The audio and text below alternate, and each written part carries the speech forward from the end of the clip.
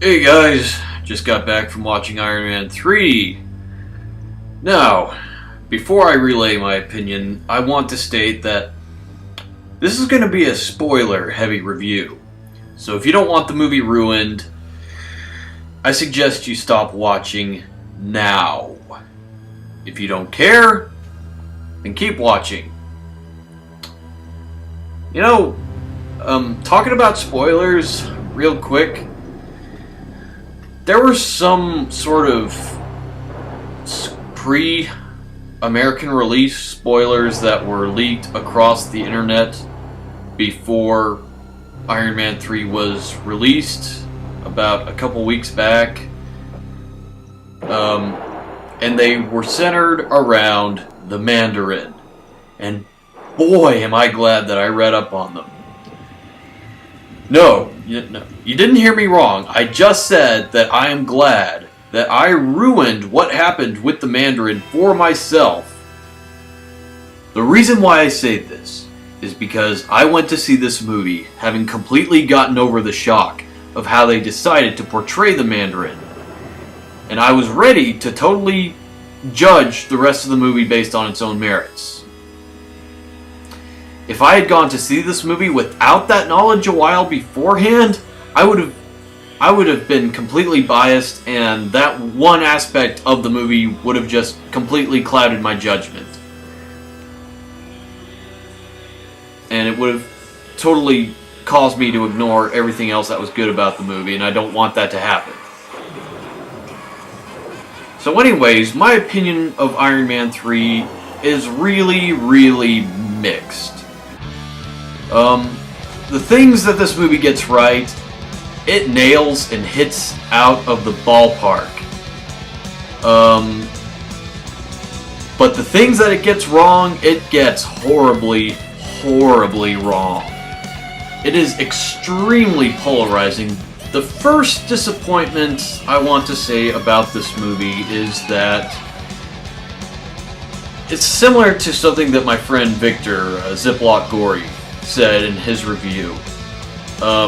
It feels like a big missed opportunity.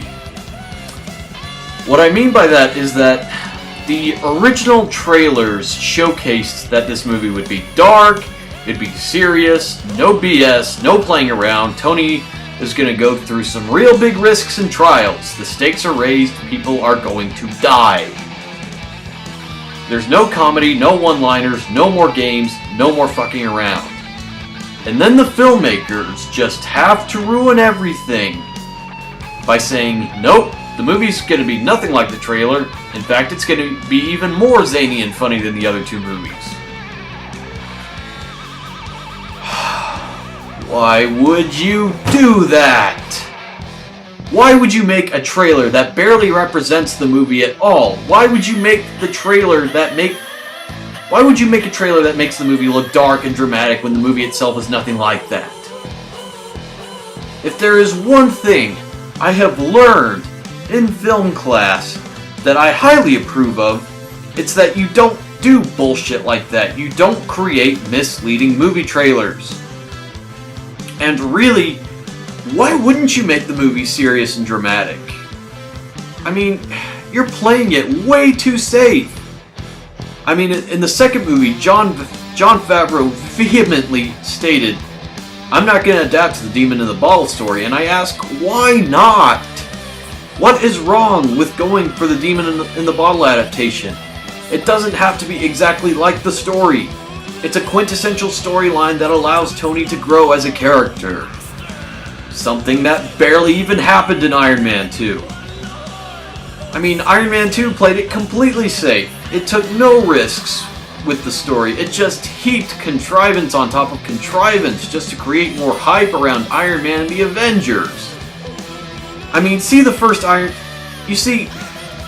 Iron Man movie was such a surprise hit that it instantly became Marvel's all-time biggest franchise. And when that happens, there's going to be some studio control freaks governing the progress of the sequels and making modifications that would make the movies more profitable at the price of narrative quality. In my opinion, that's kind of what happened with Iron Man 2. very phoned in. It was nowhere nearly as big in emotion or scope as the first movie. That's what I wanted with this movie. A movie that would capture the same emotional power that the first one had.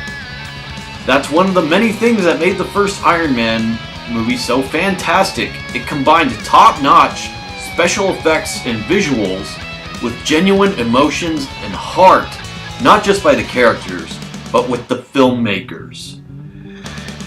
I definitely got some of that watching this movie, but not really enough.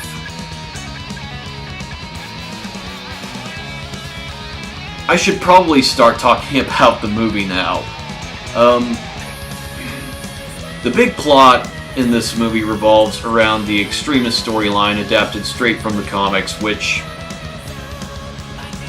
was a storyline that I am not a fan of, but it also mixes in Iron Man's arch nemesis, the Mandarin, who I am a very big fan of. In fact, he is my third favorite Marvel villain of all time, right next to Annihilus and Ultron.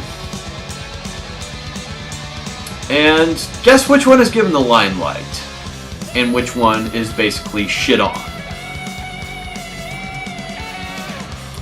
Well, the main idea of the plot is that Tony is suffering from post-traumatic stress disorder after the events that happened in the Avengers, and the elusive leader of the Ten Rings terrorist organization, the Mandarin, makes himself known.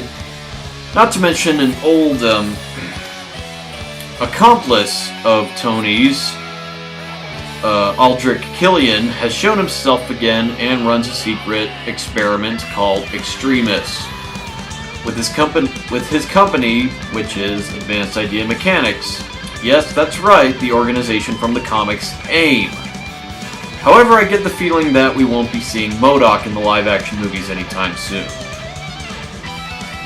Anyways, the Mandarin is blowing places up, he blows up Tony's home, and the movie's plot kicks off from there. The first amount of praise I want to laud this movie is its direction. The idea to hire Shane Black, the writers of movies like Lethal Weapon, Predator, Die Hard, Monster Squad. Oh, and he also played this guy.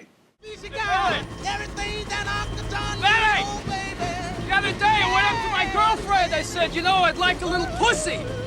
She said, me too. Mine's as big as a house. Yes, he was that guy. Anyways, you know, I mean, that is such an inspired choice of directors. And it shows. This movie is fantastically directed. The action scenes are great. The special effects are great. The only real faults with this movie are just mainly story ones. The one on everyone's lips, and I don't blame them, is the Mandarin. In the comics, the Mandarin was a powerful Chinese warlord who was the master of the Ten Rings of Great Power. Many people incorrectly state that the Mandarin's rings were magical, including Jon Favreau himself. But in fact, they are alien technology, condensed from weapons that belong to a race of giant shape-shifting alien dragons called the Makluans. On top of being super intelligent and charismatic, Mandarin was highly skilled in using the rings, and he was also pretty damn good at martial arts and hand-to-hand combat. So he was a very, very dangerous, very intimidating foe. The movie Mandarin is a wimpy British actor who was made to play a role by Killian so he could conceal the experiments that Killian was conducting with his Extremis weapon. Yes, you heard right. The Mandarin, the character we've been building up to since the first movie, is just an actor. He's a puppet to Killian. And the way they go about revealing that fact is so shocking because it's a scene meant to make people laugh. The Mandarin, one of the greatest comic book villains of all time, one of the greatest comic book arch rivals of all time, is reduced to a joke. Is reduced to a joke.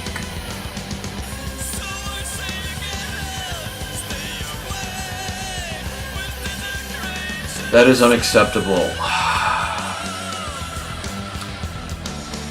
That is just... that is completely unacceptable. I mean, Mandarin is Iron Man's Joker.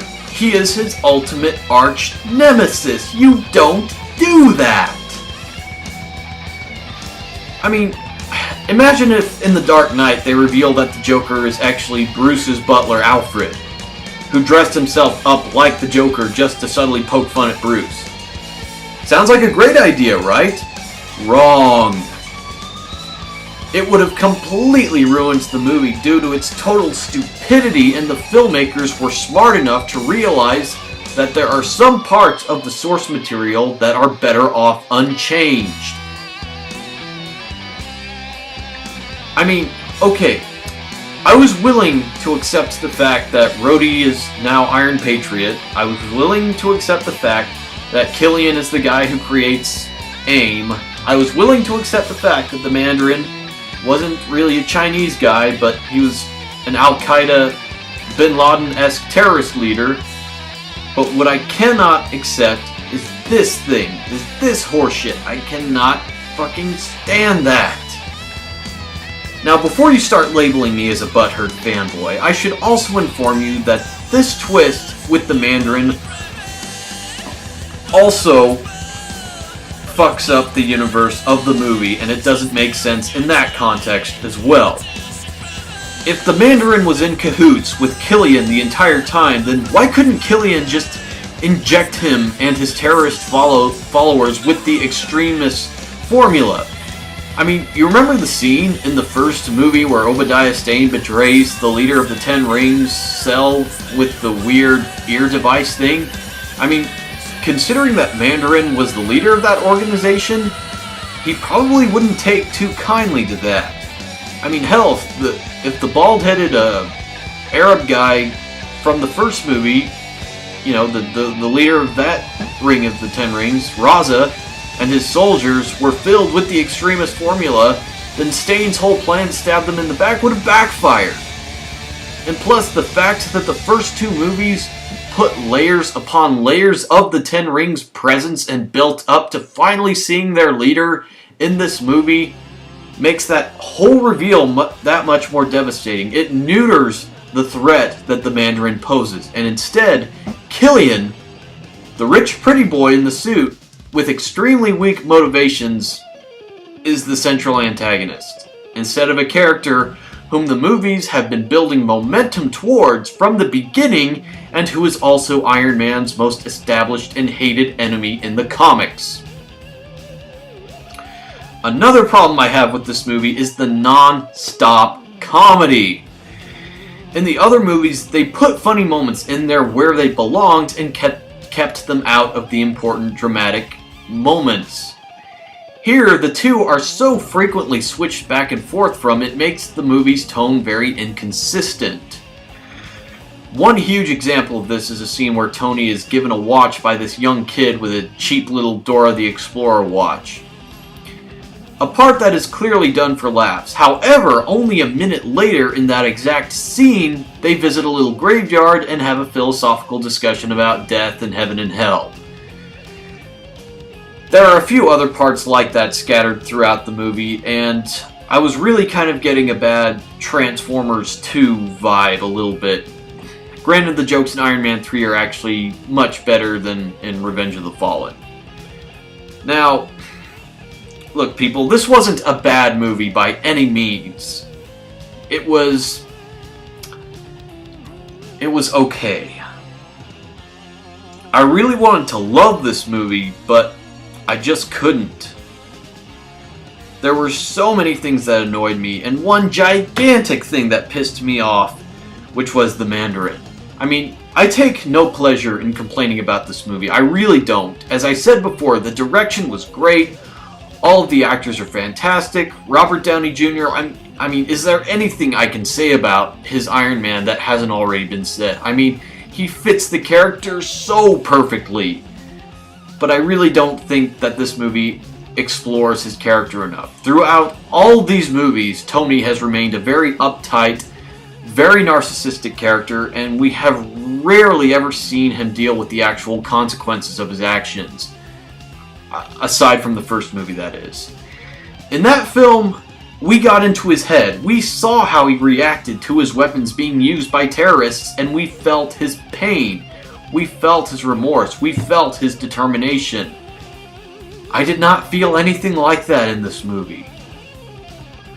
I'm astonished that he's been in 4 movies so far, and yet Tony has changed very little. I mean, okay, to be fair, he does go through a bit of an arc in this movie, but again, it just didn't reach the same depth of the first Iron Man movie. All the other actors are great. Don Cheadle, his character is given a whole lot more to do in this movie than Iron Man 2. Gwyneth Paltrow, I think if there's one very well-defined character arc in this movie, it's Pepper's. Jon Favreau comes back as Happy Hogan, although his role is very greatly diminished. So because he's hospitalized throughout more than half of this whole movie. Guy Pearce as the bad guy, as Killian. He was okay, I guess. I've just seen that type of character so many other times in so many other movies. I just think the Mandarin would have been a much more memorable central antagonist. But yeah, all the people are great. The production values are great. The pacing is great. I mean, everything about this movie on the outside is great. It's an incredibly well-made movie. It's very well edited. It has excellent production values. But despite the problems I have with this movie, I still recommend it. I know that sounds strange considering how much I've complained about this movie, but it's not a bad movie. It's just a disappointing one. I was just expecting a whole lot more, but hey, I don't want to discredit Shane Black and all the other guys who worked on this movie. They did a very good job despite the flaws with the script. I'm just gonna say, it's not the greatest movie, but it is one that is definitely worth seeing. It's worth the price of admission. It's worth watching at least once. At least once. I would encourage people to see it and form their own opinions on it. I've given mine, and as far as I'm concerned, none of the Iron Man sequels have reached the quality and the greatness of the original. Well, guys, those are my thoughts on Iron Man 3. I hope you enjoyed the video, and see you later. Billy! The other day, I was going down to my girlfriend. I said to her, "Jeez, you got a big pussy. Jeez, you got a big pussy." She said, "Why did you say that twice?" I said I didn't. See, it's because of the echo. With